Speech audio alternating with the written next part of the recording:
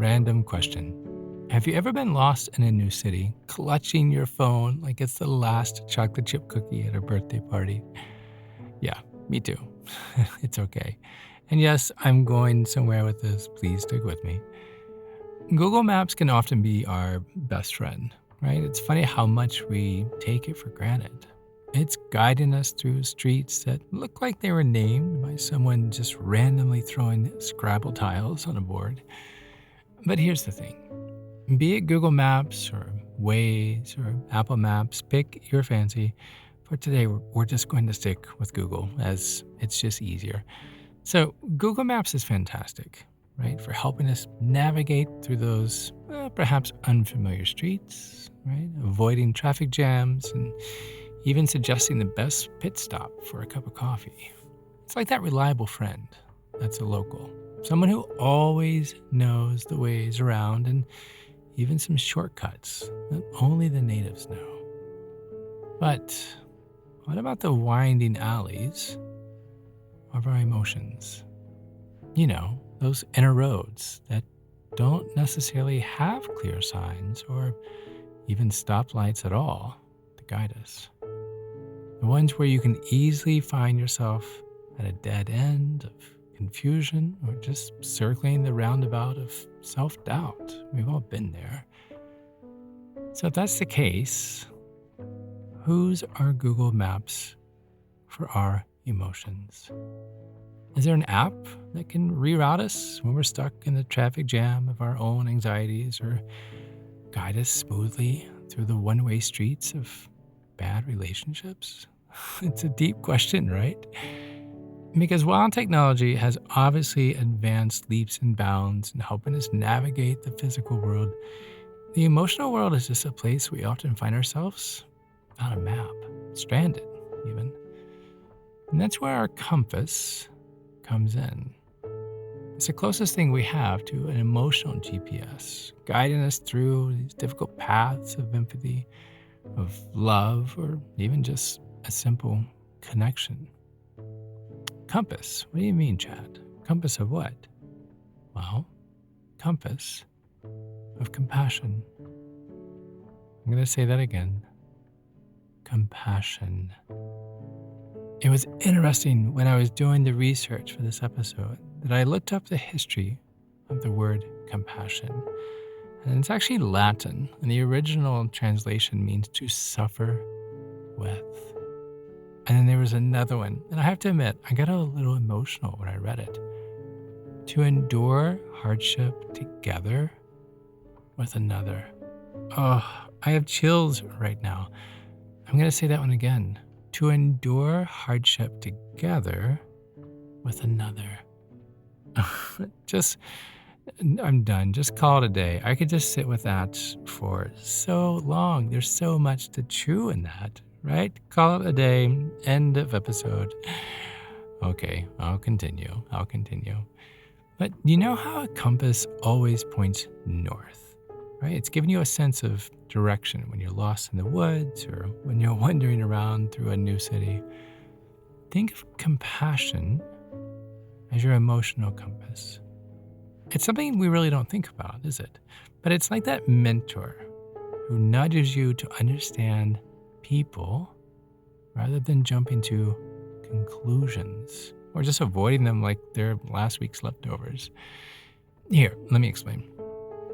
Imagine you're at a family gathering, right? And let's say your uncle starts talking about his views that are, let's just say, a little different from yours. So instead of rolling your eyes or mentally checking out, compassion helps you stay open. It's like your inner GPS that says, let's try to understand where Uncle Ralph is coming from, even if we don't agree. It's that gentle tug that pulls us away from being indifferent, or worse yet, hostile. Let's be real. In a world where we are so divided by so many things, be it politics, be it beliefs, who puts pineapple on pizza or not, compassion is the bridge that helps us get over those gaps. I'm going to say that again. It's really important. compassion is the bridge that helps us get over those gaps. It's like that trusty compass that not only points north, but also points us towards seeing the good in others, towards recognizing that we're all just humans doing our best. So today, I want to get comfy and I want to chat about this inner compass of ours, compassion. How does it help us make sense of this messy and beautiful and confusing world of human emotions and connections? And also, truth be told, how do we politely say no thank you when someone offers a slice of pizza with pineapple? I'm Chad Lawson, and let's calm it down in 3, 2, 1. Ah, the joys of being lost in a new city. Speaking of which, my family and we recently traded the familiar streets of Charlotte, North Carolina, for the historic charm of Savannah, Georgia. It's a long and somewhat personal story, and I'll spare you, but let me tell you, it's a whole different world, right? We've gone from knowing our way around everywhere blindfolded to now relying on GPS for everything, even finding the nearest coffee or where to take our dog for a walk. But coffee's always first. But you know how the streets feel like a never-ending maze when you're somewhere new, right? Each turn offering a new adventure or sometimes a dead end. It's a mix of being excited and also, oh boy, what have I gotten myself into? So let's be honest. That's just like the emotional roller coaster that we ride every day. 1 minute, we're on cloud 9, and the next, we're stuck in a roundabout of confusion, wondering which exit to take. So what's our emotional GPS?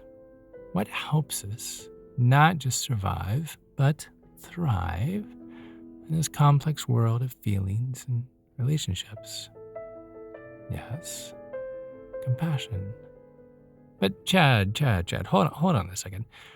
Isn't it just more about feeling bad for someone? I mean, what does it really mean to be compassionate? Is there more than just offering a pitiful glance? Glad you asked. Here, if you're in a safe space, close your eyes. Imagine yourself strolling down, well, let's say Savannah, or just a city that you've never been, right? You're strolling down the city on the cobblestone streets, and you see someone struggling to carry a bunch of grocery bags. What do? Do you pretend that you're engrossed in your phone, or do you offer help? That, my friends, is your compassion compass at work. It's that little voice inside that says, hey, you know what? Let's make life a little easier for someone else. But here's the fun part. Here's where it gets juicy. Compassion isn't just a one-way street. It's a roundabout that leads back to you. I'm going to say that again. Compassion is not just a one-way street. It also leads back to you. How many times have we swept our own struggles under the rug, like crumbs after dinner, while we're busy caring for others? It's like being a tour guide in everyone else's emotional city, but forgetting to explore our own. You know, speaking of self-compassion and taking care of ourselves, I've recently been using OneSkin, and let me tell you, I love it. It's been a game changer. It was founded by a team of 4 female longevity scientists. Yes, there is such a thing. OneSkin is all about targeting the root causes of aging, not just the surface level signs. I've been using their flagship product, OS1 Face, and it's made a noticeable difference in my skin's firmness and overall appearance. My wife actually commented the other day on it. It's vegan, it's cruelty-free, and my favorite, fragrance-free. So if you're looking to give your skin the love it deserves, check out OneSkin.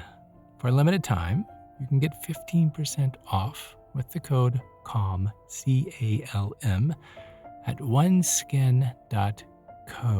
That's oneskin.co. Leave out the M. That's 15% off at oneskin.co with the code CALM. Now, speaking of giving ourselves the love that we deserve, thank you, OneSkin, let's dive back into the topic of self-compassion. You know that heavy load of groceries that we talked about just a little bit ago? Sometimes you're the one juggling all those bags, maybe even while trying to answer a phone call and keep your hat from flying off in the wind. Life gets overwhelming, right? And guess what? It's okay. It's perfectly okay to ask for help or to just take a breather. It's like pulling over at a rest stop during a long drive. Sometimes you just need to pause. You just need to refuel. Self-compassion isn't about throwing yourself a pity party with balloons and sad music. No, it's about giving yourself the same TLC that you would give to someone else, especially a dear friend. Would you tell your best friend to just suck it up if they were struggling? Probably not. You'd offer a listening ear, some kind words, maybe even a cup of tea or just a hug.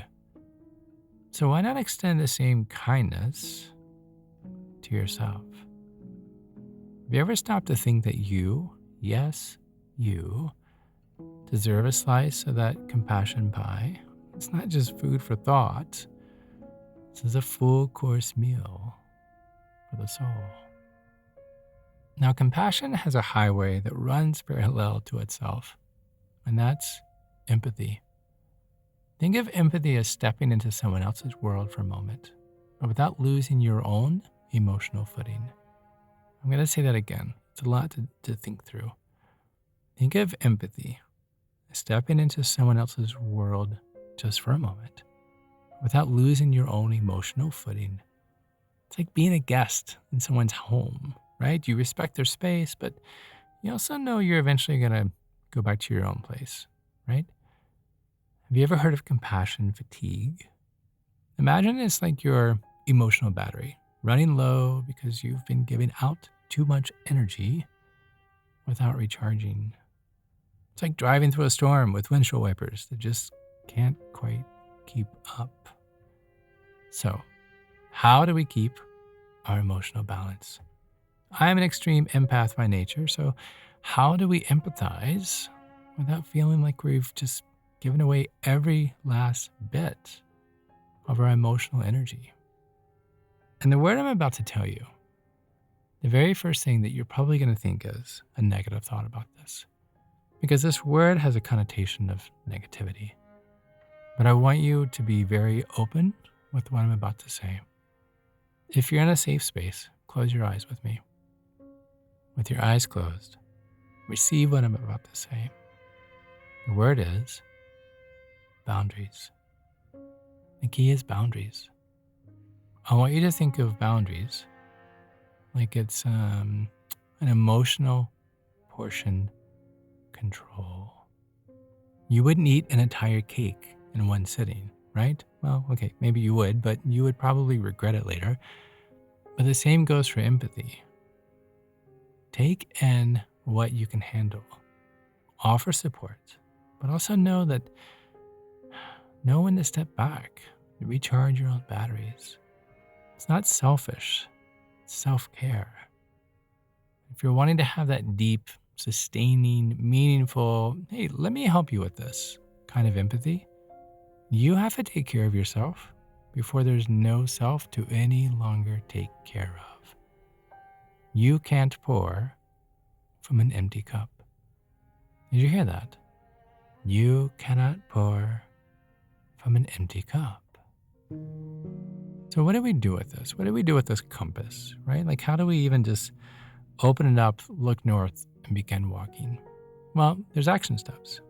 And after some self-care, after that moment of quiet over a coffee and chocolate chip cookie, or that book on a rainy day, or yes, even catching up with a friend, whatever restores your soul, compassion takes action.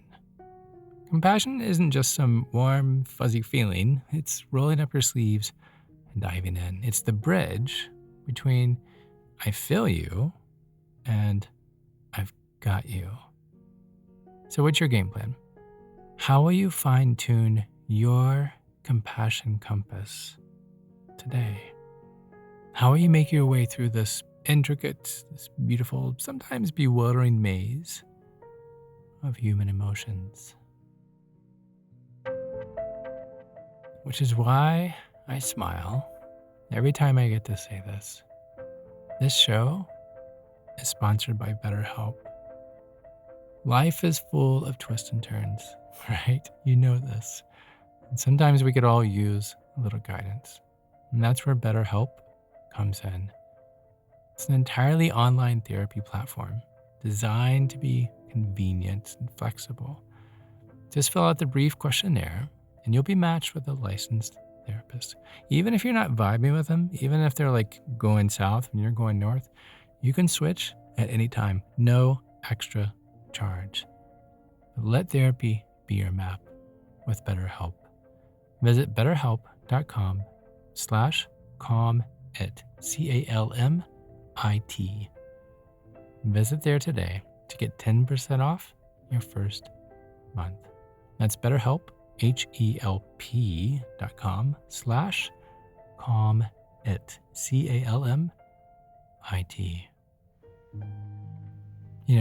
Speaking of maps and guidance, it's not just about finding your way through streets of a new city or navigating the complexities of life. Sometimes it's about the smaller daily things that keep us aligned with our true north. And that brings me to some actionable steps that you can take to fine-tune your own compass of compassion. I'm going to share with you 2 action steps to take. Because what good is a podcast if you only learn the what and not the how, right? So write these down. I highly recommend it. Action step number 1. Your daily compassion diary. Before you hit the sack every night, how about a quick compassion diary entry? Just grab your journal or even your phone and jot down a couple of notes. Ask yourself, who did I lend a helping hand to today? Don't forget about numero uno, you. How were you your own best friend today? This isn't just navel gazing, right? We're not just kind of wasting time. It's a way to keep that compassion muscle strong and flexed. But ask yourself these questions and write them down in your compassion diary. Action step number 2. Be someone else's emotional Sherlock Holmes. I said that slow so you could hear it. Be someone else's emotional Sherlock Holmes. Pick a person, really, anyone from your circle. Just pick someone. Your mission, should you choose to accept, is to truly get what they're going through. Oof, man, this is hard. No judgments. No advice, just pure, open-hearted listening. Ask questions and invite them to share more. Offer a shoulder if they need it. Instead of saying, how are you? Ask them on a scale from 1 to 10, how was your day? And no matter the response, simply say, oh wow, tell me more. They will. Again, no judgments, no advice, just pure, open-hearted listening. Think of this like emotional detective work that doesn't just make you a better listener, but also creates a bond that makes life worth living. And just so you know, it may throw some people off, right? Just prepare yourself. Like, are you for real? Are you asking me these questions? Because maybe, just maybe, no one's ever asked about them in this way. So keep at it. Be persistent. Sherlock Holmes never solved a case the first time he walked into a room. Be inquisitive. Be curious. And most importantly, be compassionate. And there you have it. That's it. A couple of down-to-earth, doable steps to Keep the compass of compassion pointing true north. And hey, let's not forget, I'm going to say it again. It's really important. Say it with me. You can't pour from an empty what? Cup. You can't pour from an empty cup. So make sure you're filling your own as you go about filling others. So the next time you're feeling a little bit lost, whether you're wandering down a cobblestone street in Savannah or you're just stuck in a traffic jam of confusing emotions, I want you to remember your compass of compassion is your co-pilot. It won't reroute you to a dead end. It will guide you to a place that feels like home. Thank you for riding with me on this emotional road trip today. It's been real, it's been deep, and it's been a whole lot of fun. It's honestly one of my favorite episodes as of late. So thank you for listening. Thank you for living. And until our next adventure, keep that compass close. And join me again as we calm it down.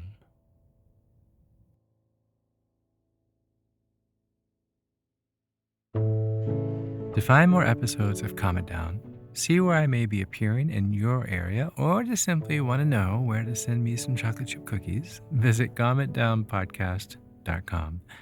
This podcast was written and produced by yours truly, Chad Lawson, composer, pianist, and nationally recognized sweet tooth.